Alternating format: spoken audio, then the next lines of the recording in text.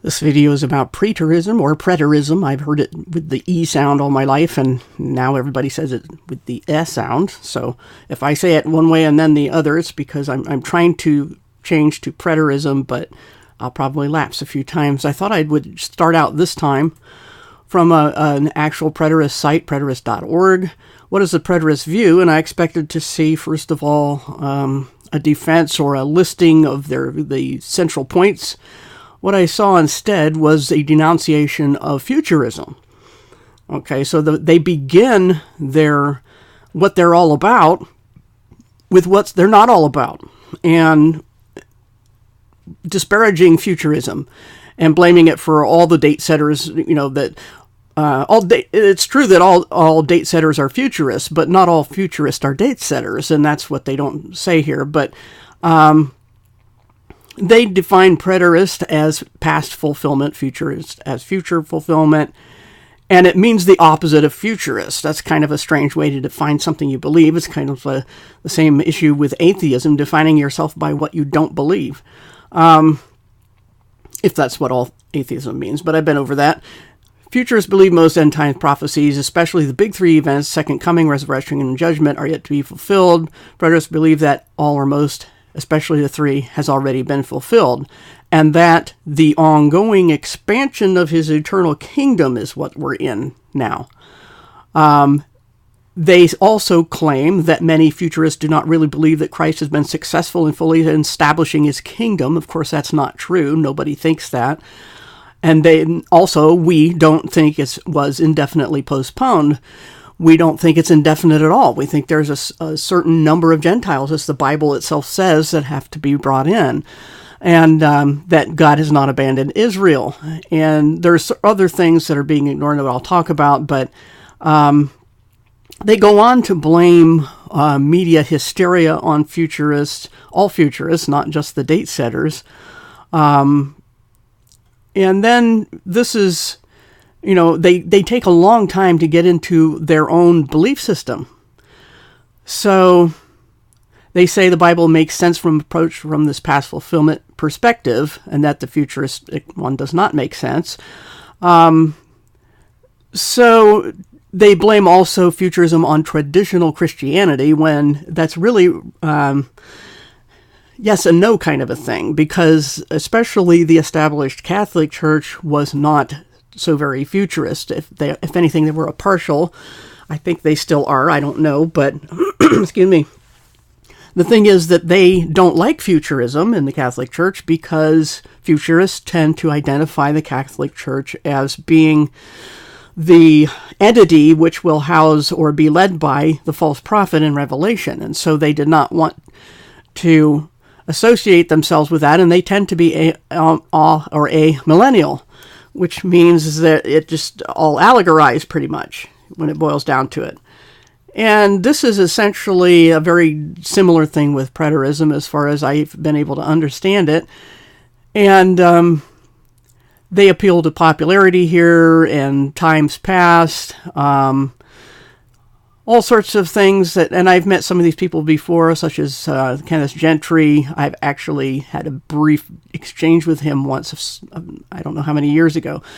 But enough about that. I want to talk about my objections to preterism.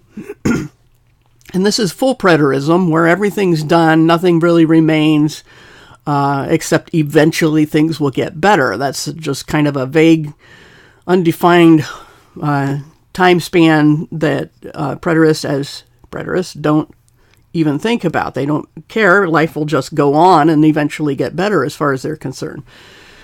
But I believe that partial preterism is even less defensible, because it is very much cherry-picking which things it decided or remain, just because it can't deny that they haven't happened in the past. So in some sense, they're a little more honest with things that they include but about the Bible, but aren't consistently applying the preterist interpretation. So, and this is a little bit different format than my other short topics that I've been doing in this series. This is not so much a claim and rebuttal as it is just my objections to preterism and their approach to the Bible. In general, if the detailed prophecies of the last days are symbolic, as they hold, the preterists hold, what reality do they point to? John was shown a vision of things that must soon or quickly take place in Revelation, but what were the things to be? If they pointed to nothing that could be seen or observed, then why give the prophecy at all, and why in such detail? The whole Revelation is stripped of all meaning and relevance if we were never to take it as a prophecy of real and observable events. The same can be said for Daniel, whose prophecies were undeniably literal. And I give some reference here to a book called Daniel and the Critic's Den by Sir Robert Anderson, or later similar books by Josh McDowell or Joyce Baldwin. They've all delved into this issue of the prophecies of Daniel. So we have no reason to accept what the Bible says at face value if none of these things are observable. Now, don't go too far with that and say, well, then I believe that in a wooden literalism, that's not true either. Avoid the extremes. Let me go on here. As a precedent for literal fulfillments, we can look to the Old Testament prophecies of the Messiah, who would both suffer and reign, die and live, be destroyed and live forever. Preterists, using the same principles of interpretation they now use, would not have looked for a literal coming of the Messiah at all. Yet in hindsight, we cannot deny it. And what about Jesus on the road to Emmaus with the two disciples? This is a quote, "He said to them, 'How foolish you are, and how slow to believe that all the prophets have spoken,' or all that the prophets have spoken. Did not the Messiah have to suffer these things and then enter his glory?" And beginning with Moses and all the prophets, he explained to them what was said in all the scriptures concerning himself. And that passage is in Luke 24, verses 25 and 26. So Jesus was rebuking these disciples for not knowing the scriptures and not understanding that the Messiah would have to come twice. And this was a literal fulfillment, quite obviously. They were talking to Jesus and he was explaining the scriptures to them. So the fulfillment was definitely literal. So we have a precedent here. Then looking at Daniel for a little bit, and I also have more detail about Daniel in other writings and videos. If preterists accept that the first 69 of Daniel's 70 weeks prophecy were weeks of years, or 70 times 7 years, then the last week must also be a period of 7 years, rather than 7 days to match the final week of Jesus' mortal life. But nothing happened in that time frame. The temple was not destroyed until 70 years after Jesus was born, 10 times longer than all the other weeks. No explanation is given for this special treatment. It is thus the fallacy of special pleading. Some say that the phrase abomination of desolation really means that Jesus would destroy the temple defiled by the Jews 3.5 years after he was baptized by John and began his public ministry. Thus he would be the prince, mentioned in Daniel, that would put an end to the sacrifices and offerings halfway through an alleged 7-year covenant begun at his baptism. Yet there are several critical flaws in this argument. First of all, note the purpose of Daniel's prophecy, and this is Daniel 9:24-27. Number 1, it concerns the people of Israel and Jerusalem, specifically. Number 2, to finish or complete the transgression. Number 3, to put an end to sin. Number 4, to atone for wickedness. Number 5, to bring in everlasting righteousness. Number 6, to seal up or complete vision and prophecy. Number 7, to anoint the most holy place in the temple. Now, note the clear sequence of events, regardless of the length of time. Here's the sequence in that same passage. We have 10 different points. First of all, command to rebuild Jerusalem. Second, arrival of the Anointed One. Third, the death of the Anointed One. Fourth, sequence, keep in mind, destruction of the city and sanctuary is the fourth thing. Fifth, the end comes like a flood. 6, continuing war until the end. 7, desolations. 8, way down on number 8, he confirms a covenant with many for 1/7. Number 9, the same he ends sacrifice and offering at the midpoint. And 10, the same he will do something to the temple, and finally an end is decreed upon him. Now there's some dispute over the reading of that verse in Daniel 9 about the abomination. It is difficult in both in Hebrew and in Greek and all the other passages. It's just kind of an odd wording. But be that as it may, we're going with the most common interpretation here. And look at this sequence, though. It doesn't work with preterism. Jesus cannot have fulfilled it in his final week since things happened way after that week that should have happened before his death. Preterism necessarily includes a form of replacement theology as well, where most or all of every prophecy concerning the nation of Israel is appropriated by the church. So they see the purpose of the prophecy as about figurative, spiritual Israel, which they claim is the church, and not the literal physical nation. The preterist interpretation of this prophecy could not stand without it. But even if this were true, the sequence cannot be denied. While all prophetic views largely agree on the first 5 to 7 items, the sticking point is on the identity of he. Is it Jesus or someone evil? So let us examine each of the remaining items in the list. First point, there is no indication in the Gospels or anywhere else that the beginning of Jesus' public ministry or his baptism signified the confirmation of any covenant. There is also no firm proof that this ministry lasted 3.5 years. And since his ministry began and ended on Passovers, there's no room for a half year. And Jesus himself stated at the Last Supper that it was his death that would be the signing of a new covenant. You can read those passages in the Gospels. He said, "This is my blood of the new covenant in my blood." Okay, new covenant didn't start until his death. Next point, sacrifice and offering at the temple did not end at Jesus' death, resurrection, and ascension, or at Pentecost. It did not end until the destruction of the city and temple about 40 years later. Next point, if Jesus was the one who did something to the temple, then what he said in Matthew 24:15 makes no sense. Quote, "So when you see standing in the holy place the abomination that causes desolation spoken of through the prophet Daniel." The Greek of that verse is unambiguous. Something abominable, terrible, desecrating stands in the holy place of the temple. And there is no record of people immediately running to the mountains at the sight of Jesus being killed or of the curtain of the holiest place being torn in two. Next point, conversely, if an evil person was to defile the temple, and if this was future to Jesus and Paul, per 2 Thessalonians 2:4, and not already fulfilled by Antiochus Epiphanes, who lived in the 2nd century BC, then it clearly was not fulfilled in 70 AD, since no one went into the temple to be declared God, but demolished it instead. There are too many details that don't fit the preterist interpretation of Jesus' last week, literal week, as the final 7 years of Daniel's prophecy, since it had to be 7 years and not 7 days. But most critical of all is the undeniable fact that the covenant is not confirmed until after the city and the sanctuary are destroyed. Even if preterists take Jesus' baptism as the covenant's beginning, it still predates his death. In other words, the sequence according to this argument is as follows. This is the preterist sequence required to make it work. First of all, Jesus confirms the covenant with many for 1:7. Second, Jesus ends sacrifice and offering at the midpoint. Third, Jesus causes desolation upon the wing of the temple, or the abomination. Fourth, the city and the sanctuary are destroyed. Either the stated sequence of Daniel is true or the preterist sequence is true. Both cannot be true.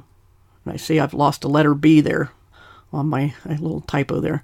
Regardless of what or when preterism claims the final 7 began, it has to happen after the destruction of Jerusalem and the temple. Yet some preterists hold that this sequence is anything but clear, operating from the presumption that the prophecy can only be speaking of one particular temple. The events are shuffled according to whether or not the temple is standing. So they rewrite the sequence. That is, number 1, they say were the events of AD 26 to 30, where Jesus died. Then he somehow confirms a covenant for 1:7, and he ends sacrifice and offering midway. That's the matches up to Daniel's 9. The first one, Jesus' death, they would put in Daniel 9:26a. The second one is 27a, and the third one is 27b. Okay, if you were to match these up with Daniel. Then the second main point is the events of AD 66 through 70. They would say that Daniel 26b is Jerusalem and temple destroyed. Then 26c, war and desolations to the end. And then 27c, the abominable temple and city are destroyed.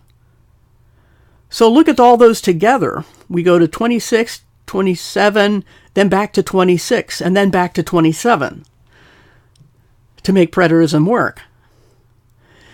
Yet in each sub-list there is a critical error. Why is the death of Jesus before the confirmation of the covenant, which is before the ending of sacrifice by his death? Why are Jerusalem and the temple destroyed before the war and desolations, then destroyed again?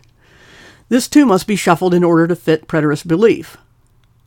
And I have a brief note here in my document that I'm not going to spend a lot of time on about chiastic argument format, where you go from a general point to the central point and then back out in reverse order. That's not what's going on here. This is not a rhetorical argument or presentation of a theological viewpoint. This is simply future being written in advance by Daniel and confirmed by Jesus. And so this is not a rhetorical passage, and therefore you can't use that to justify the shuffling of preterism in the order of events in Daniel.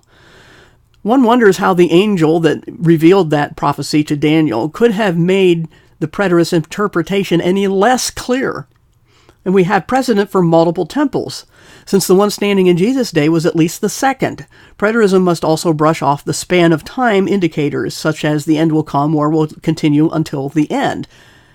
And they brush it off as limited to 70 AD. But a circular argument always seems airtight. That's the thing about airtight arguments. A lot of times it's not that they're airtight, it's that they simply argue in circles and confirm themselves by their own preferences, their own conclusions that they use as proofs. That is circular reasoning. Now let's move on to the Gospels. And I use the word ecclesia here. I prefer that word. It was the common word for any community or gathering, including hostile unbelievers, as used in the New Testament when Paul, I think, and Silas were at a certain place, and the people there thought, because he did miracles, that these were two of the gods, and they tried to sacrifice to them. And I'm sorry, I got that mixed up with the other incident I was trying to think of about that ecclesia word was when later on, it was a different incident where they were in Ephesus, I believe it was, and the people there were worshiping Diana or Artemis, and Paul was converting people to Christianity, and so they had an uproar, and that uproar, that gathering, was called an ecclesia. So at first it was not a special term for Christian gatherings, but it came to be called such, and so, even in New Testament times. So just to clarify what that word means. Jesus only mentioned the future ecclesia once in Matthew 16:18. His primary mission was to the lost sheep of Israel, as he said in Matthew 15:24. So we can't presume that all or even most of what he said concerned the coming ecclesia. His reference to other sheep not of this pen, that you can find that in John 10:16, is the only other clear reference to the Gentile believers, again in the future. If Jesus is to be taken literally when referring to the abomination of desolation, and the destruction of the temple in this generation are also literal, then he must also be taken literally, not figuratively or allegorically, when he said all of the following things. And this gospel of the kingdom will be preached in the world as a testimony to all nations, and then the end will come, Matthew 24:14. Then another thing that has to happen, has to be literal. For then there will be great distress unequaled from the beginning of the world until now, and never to be equaled again. That's verse 21. Immediately after this distress of those days, immediately after, the sun is darkened, the moon not give its light, the stars fall from the sky, and the heavenly bodies are shaken. And finally, at that time, the sign of the Son of Man will appear in the sky, and all the peoples of the earth will mourn. All the peoples of the earth will mourn. They will see the Son of Man coming on the clouds of heaven. They will see the Son of Man coming in the clouds of heaven with power and great glory, and he will send his angels with a loud trumpet call, and they will gather his elect from the four winds, from one end of the heavens to the other. See what I'm saying here? That since preterists take literally, not allegorically or spiritually or figuratively, the abomination of desolation and the destruction of the temple and that generation, then by what justification do they take all those things I just read non-literally? They can't. It's not consistent. It's special pleading. It's cherry picking. So there's nothing in the context either to say that these things were not to be taken literally. In contrast with Jesus' statement to the Jews in John 2:13-22, after he drove the merchants from the temple, they asked for a sign of his authority, and he said he'd destroy this temple and raise it again in 3 days. But John adds, but the temple he had spoken of was his body.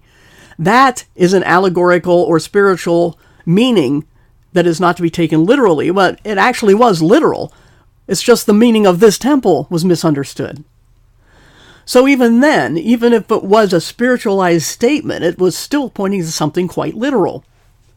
And the preterists can't have it both ways. They can't have a literal abomination and a literal Daniel fulfillment of Treaty for 7, and they can't have a literal destruction of the temple and not have these things all literal too, that Jesus himself said, and the sequence that he said they would happen.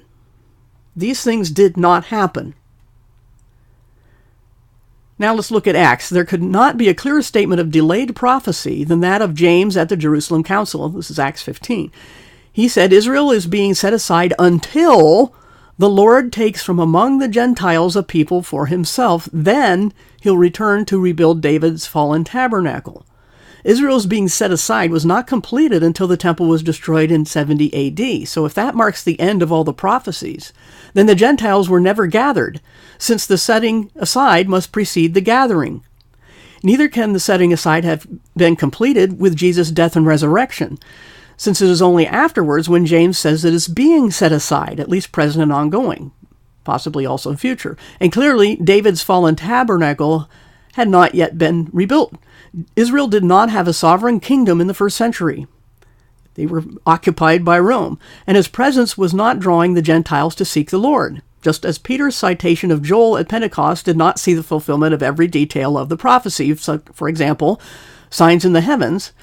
So also the gathering of Gentiles beginning in the first century did not constitute the final fulfillment of Amos 9:11-12 as referenced by James. So these things are big, big problems for preterism. Now let's look at the letters mainly of Paul, who wrote, concerning the coming of our Lord Jesus Christ and our being gathered to him, we ask you, brothers and sisters, not to become easily unsettled or alarmed by the teaching allegedly from us, asserting that the day of the Lord has already come. That's 2 Thessalonians 2:1-2. A figurative or symbolic coming would hardly alarm anyone, especially if the judgments to follow were likewise symbolic. The people's very alarm was ample proof that they believed in the literal fulfillment of the coming of the Lord and the tribulation to follow. Preterists may argue that the people could only have been fooled if they understood that it was all symbolic, since it was not observable. But again, they were not only fooled, but fearful, a reaction that makes no sense if the judgments were likewise symbolic. And once again, it would be special pleading to take the signs as symbolic, but the persecutions as literal. Here again, they cherry pick. Now, Revelation. Scholars have determined, and I have a footnote here citing Irenaeus, Clement of Alexandria, Origen, Victorinus, Eusebius, Jerome. Some who are not scholars have tried to argue that the references in these writings were ambiguous. And this is all people that I'm citing about this part. I just went ahead and gave my citation before I read the part that I'm citing. It just seemed to make more sense when speaking. Scholars have determined that the revelation was seen and written toward the end of the reign of the Roman Emperor Domitian, who followed Nero. Was not Nero, but reigned after him. Nero died in 68 AD, and Domitian in 96 AD, and I have a source for that. The consensus is that it was seen and written around 95 AD. That's when the revelation was given, by almost unanimous agreement. The only people who I could find disagreeing with this date for the writing of Revelation are preterists, because they simply cannot have it. So the destruction of the temple in 70 AD was long past, and thus not the fulfillment of Revelation. And since there's little doubt that Revelation is referring to the same final week as Daniel, it must therefore be that prophecy's final and complete fulfillment. In other words, the dating of Revelation as 95, which is at least 20 years after the destruction of the temple, totally throws a fatal error into the theory of preterism. Preterists may ask why John would not mention the destruction of the temple if it had post-dated it. But there's no compelling reason for him to do so, since this was not a historical record, but a vision from God. And we might also ask why none of the early church fathers mentioned it as being a fulfillment of John's prophecy. None of them talked about the destruction of the temple as fulfilling Revelation. The letter to Laodicea in Revelation 3:17 treats it as a prosperous city, but it had been ruined by an earthquake around 61 AD. which makes a date during Nero's reign impossible. Cities could not so quickly be rebuilt, much less return to a high level of prosperity. In other words, they had a major disaster in Laodicea and could not have recovered to the point of prosperity before 70 AD. Then the so-called church father Polycarp states that his church, the Church of Smyrna, was not even in existence in the days of the Apostle Paul, leading up to the destruction of Jerusalem. Smyrna is never mentioned in the book of Acts or in any of the New Testament epistles. How did this church so suddenly appear and so quickly be slandered by, quote, those who say they're Jews but are not? If Nero had been the Antichrist, he would have been destroyed, as Scripture states in 2 Thessalonians 2:8, at which, quote, whom the Lord will consume with the breath of his mouth and destroy with the brightness of his coming.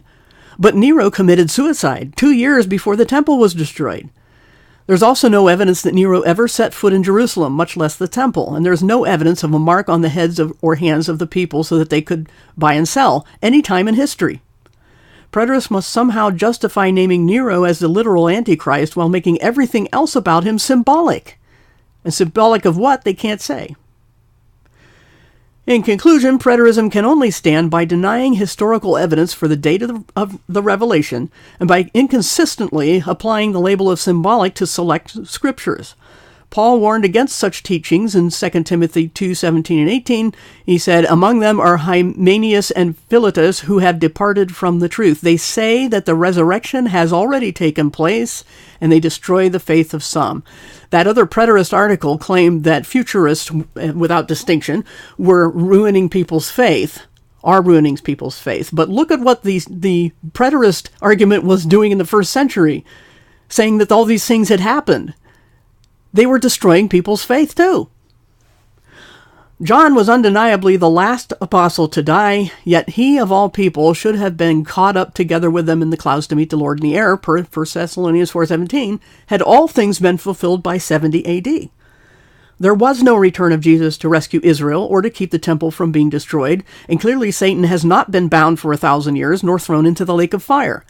To say all this happened, but life goes on as if it didn't, is to remove all meaning from words and make it impossible to really know anything at all, and that includes whether Jesus rose from the dead. This is why the preterist interpretation approach is so bad, so dangerous. It twists the scriptures.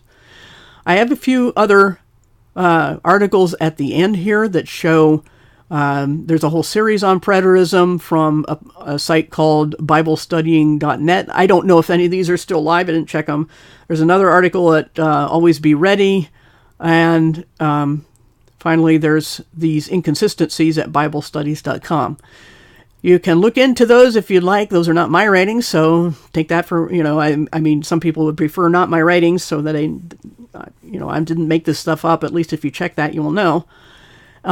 So those are what I consider fatal flaws in the preterist approach, and the fact that they have to cherry pick, they're inconsistent. And it's the same with Calvinism and a lot of other isms that are ignoring certain scriptures in order to make their theological approach work. And so I think that's all I have to say about preterism. I've already said a lot in other videos about futurism and what I do believe. So no one can say I haven't done that.